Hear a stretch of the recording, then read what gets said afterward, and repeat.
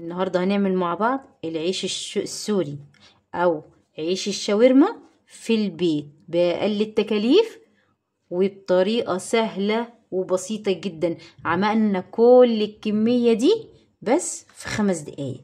ازاي؟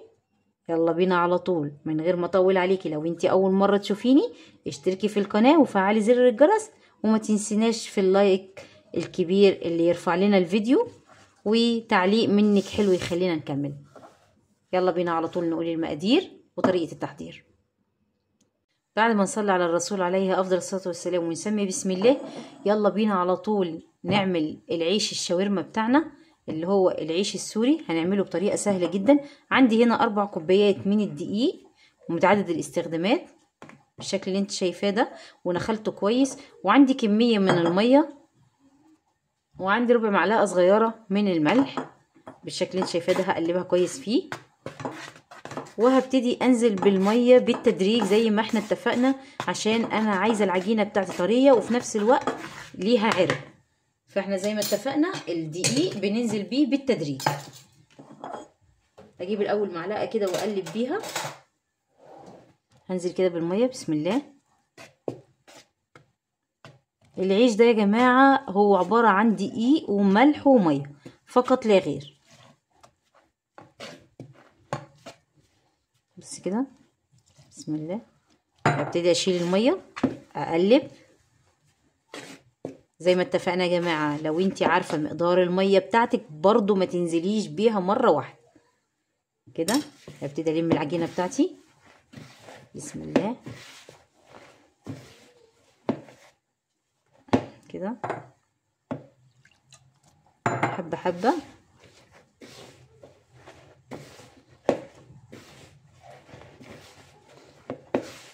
ال4 كوبايات دقيق المفروض انهم ياخدوا معايا من كوبايه لكوبايه ونص من الميه. تمام زي ما اتفقنا. انا عايزاها عجينه طريه وفي نفس الوقت ماسكه نفسها.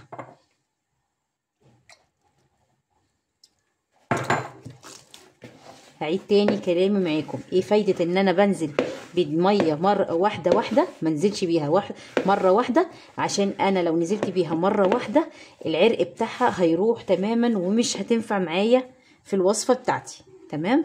بصي كده انا عايزاها الاول لازم تبقى تخينه كده وابتدي انزل عليها بالميه واحده واحده.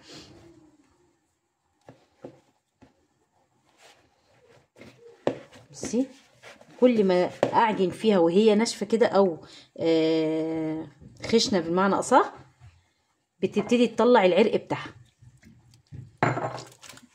واحده واحده كده.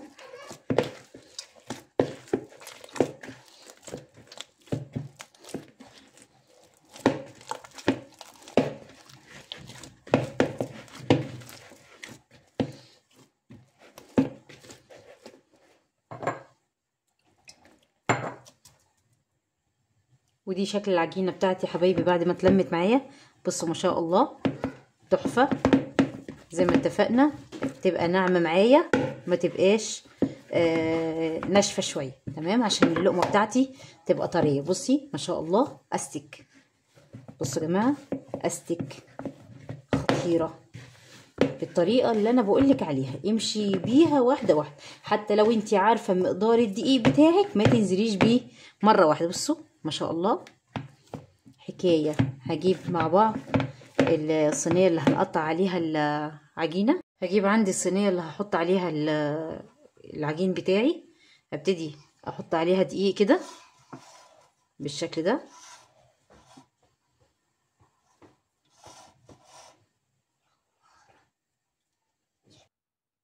ابتدي عندي اقطع العجينه بتاعتي كوره صغيره تقريبا كده 50 جرام. تمام لو معاكي ميزان، بس انا بالمنظر كده بالعين بمعنى اصح. تمام اجيب كده لمسه دقيق عليها. بصي ما شاء الله العجينه طريه خطيره كده. احطها اعمل واحده كمان تقريبا كده قد بعض قد حجم الليمونه الكبيره. تمام اهي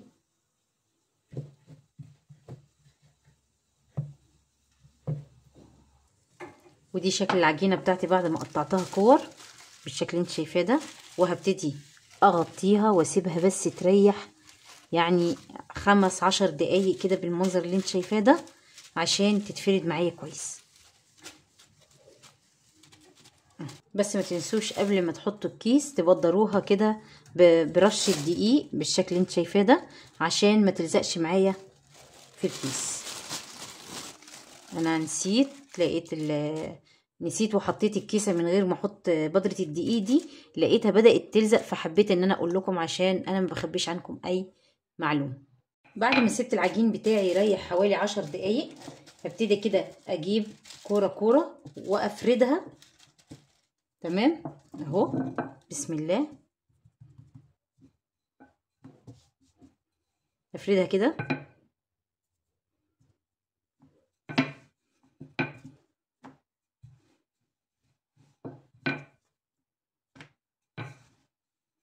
ما شاء الله العجينه عشان ريحت معايا بتتفرد بكل سهوله. افردها كده.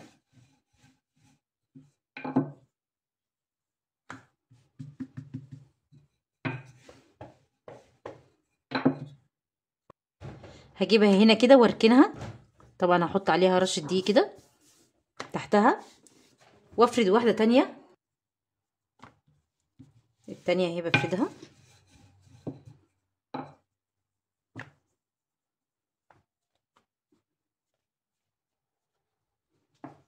احط رشه دقيق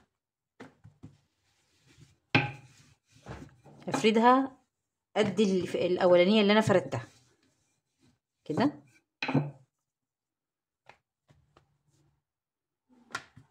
هعمل حوالي 5 بالحجم اللي انت شفتيه ده. عندي طبق وانزل فيه ب3 4 معالق كده من الزيت، كميه من الزيت كده، وانزل عندي بمعلقه من الدقيق واقلبها.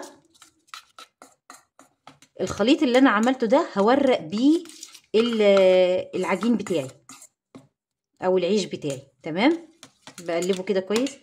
طبعا المضرب هيعمل اكتر بس عادي شغال اهي. بفك التكتلات دي كده. تمام او كده. هركن الخليط ده كده على جنب. تمام، وهبتدي اكمل فرد زي ما اتفقنا. هنعمل حوالي 4 أو 5 من الرقايات. تمام اهي افردها للحجم اللي انا عملته الاولاني بالشكل ده.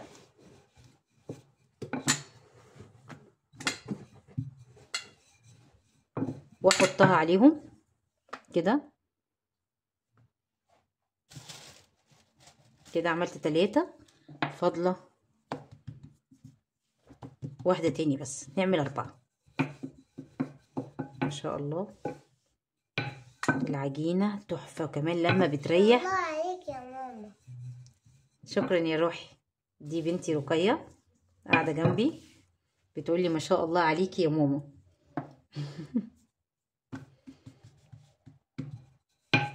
كملها كده وكده. بعد كده اخر واحده هي دي الرابعه. هنجيب الفرشه ونجيب الخليط اللي احنا عملناه وندهن. بسم الله.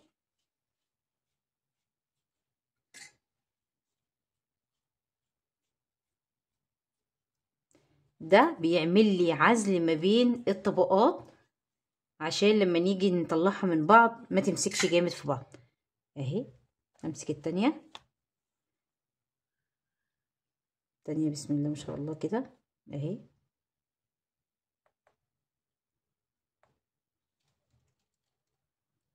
بسم الله كده اهي. ادهن برضو.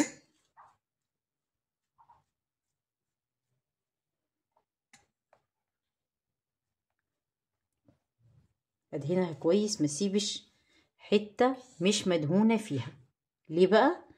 عشان ما تلزقش معايا. بسم الله.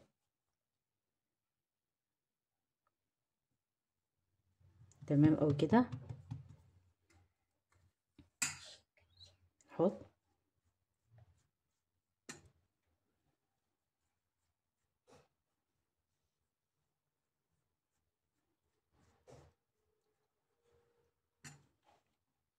اسهل طريقة عشان تعملي بيها عيش سوري او رقاق طري، اي حاجة انت عايزاها.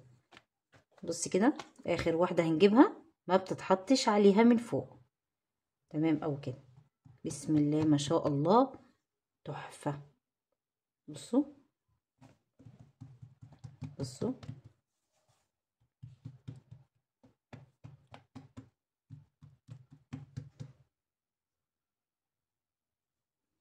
هسيبهم بقى كده على جنب، بس هحط تحتهم دقيق. بسم الله ما شاء الله كده. هسيبهم بس يرتاحوا شويه، ويا ريت اغطيهم بكيس زي ما انت شايفه كده عشان العجينه عندي ما تنشفش. نجيب بعد كده المجموعه اللي بعد كده نعملها. طبعا انا عشان ما اطولش عليك الفيديو انا هعملهم وهوريكي بعد كده هنعمل فيهم ايه. النبي صلي على النبي. صلي على النبي. بنتي بتقول لكم صلي على النبي عليه افضل الصلاه والسلام. برافو عليكي رقية. بصي بقى، حبيت اقول لكم ان بنتي قاعده في المطبخ معايا بتساعدني. بصوا كده حبايبي، انا عملت اخر كميه اهي. تمام، بس هنجيب اول واحده عملناها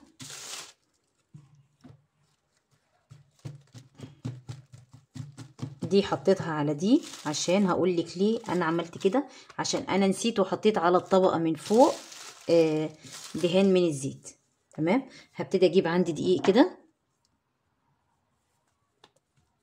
اسيب دي كده واجيب اول واحده انا عملتها، وعندي صينيه على البوتاجاز بتسخن، احط تحتها دقيق وفوقها دقيق وابتدي افردها بالراحه كده. بسم الله ما شاء الله كده. بسم الله ما شاء الله كده. ونشتغل زي ما اتفقنا. عندي صينيه على البوتاجاز بتسخن، وابتدي انا افرد الرقاق بتاعي ده بسمك 1 ملي. تمام، احط دقيق عشان ما تلزقش معايا. بسم الله ما شاء الله كده.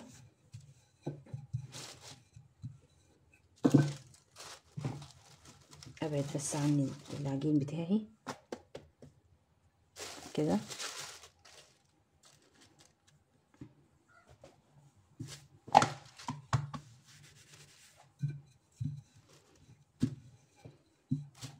عايز تفرديه على شكل مستطيل، عايز تفرديه على شكل دايره، براحتك خالص.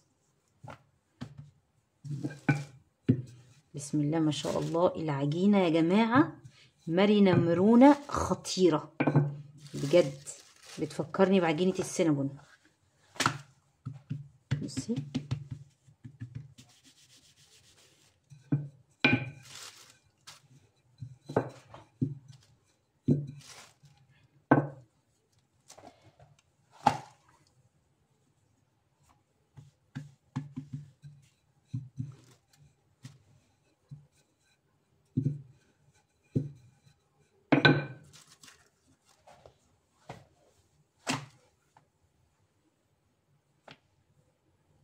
ما شاء الله، تحفه تحفه فنيه، مش عجينه شاورما ولا سمبوسك، لا دي تحفه فنيه، دي عايزه تتاكل نيه. ماشي يا جماعه كده. ده حبه بس من هنا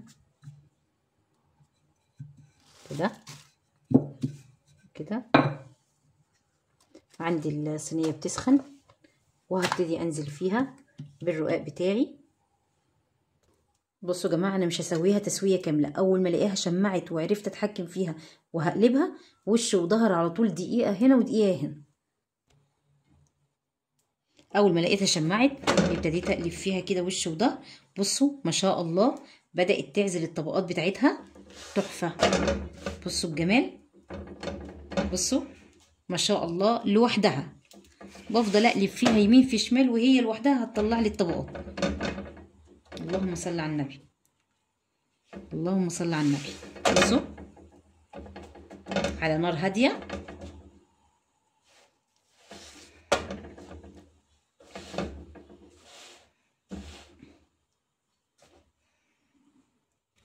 بصوا كده حبايبي بدأت تفتح ازاي معايا، ما شاء الله.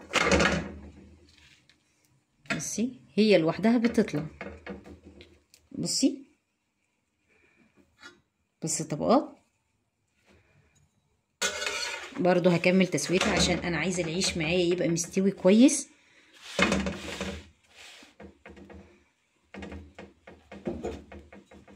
بصوا حبايبي ما شاء الله، اول واحده اهي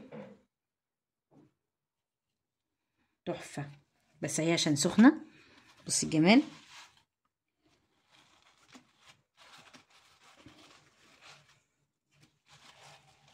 وادي تاني واحده. بسم الله، اللهم صل على النبي.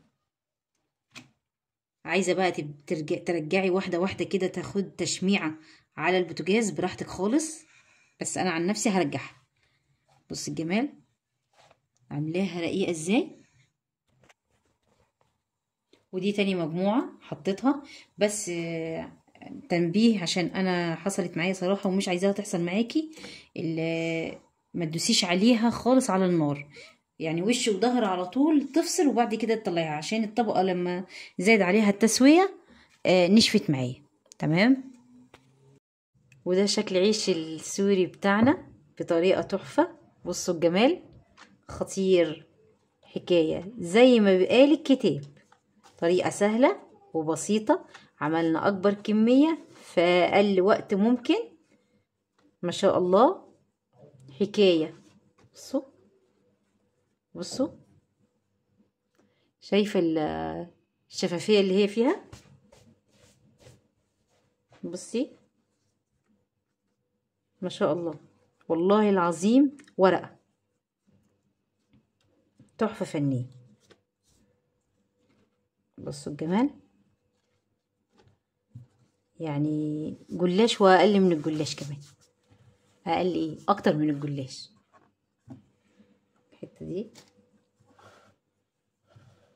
بصوا الجمال.